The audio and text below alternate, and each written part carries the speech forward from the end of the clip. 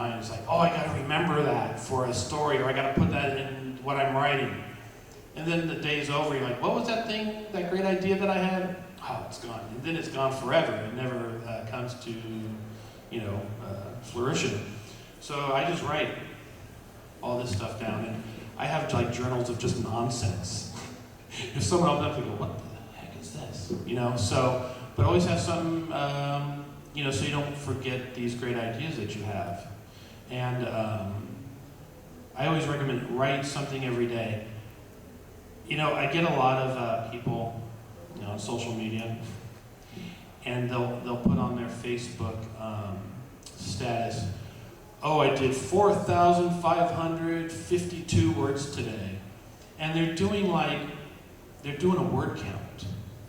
Don't worry about word count. Don't worry about anything. When you're writing, you're only focused on your story, okay? As you're writing.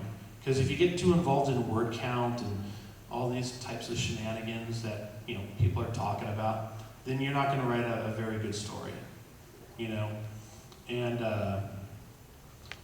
another pet peeve of mine, if you ever get published or write stories, and I know sometimes when I say this, it makes some people a little angry, but you see a lot of people out there where their author name is like PH Puff and stuff, or EL Fudge, or whatever. You know what I mean? They use like the two initials.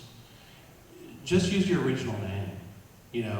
I know there are people, that do A.R. Smith or something, and they think it sounds, oh, that's an author's name. No, just use your name. Like, people say, oh, Davidson L. Haworth. That's not your real name, is it? I said, oh yeah, that's totally my real name. Davidson's your first name. I said, yeah. And I go, but everyone calls you Dave. I say, everyone calls me Dave, but on my birth certificate, it says Davidson L. Haworth. So what I do is I just use my birth name. And then people ask me, well, why are you named Davidson? And then I tell them the story that probably most of you won't even get, that I was born in '69, and I was named after John Davidson, the singer. My mom loved John Davidson, so she named me after him.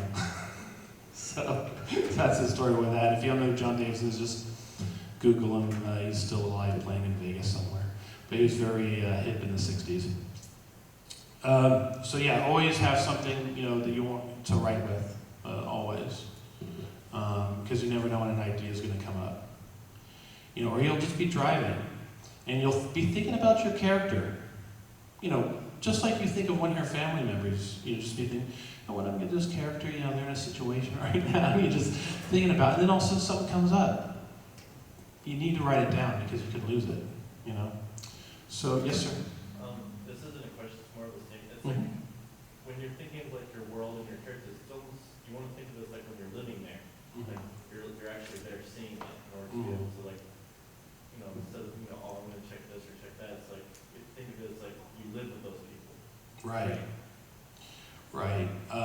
Because when you're writing, for my character Mary, both her parents had died, and she has the home to herself.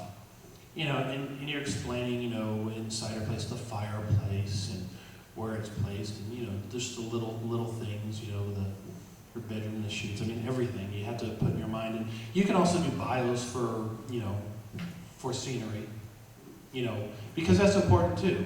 Because say if you say, oh, it's a mountain, lots of trees or whatever, and you're writing and you mention just a few trees and a lot of rock. Wait a minute, it's totally opposite.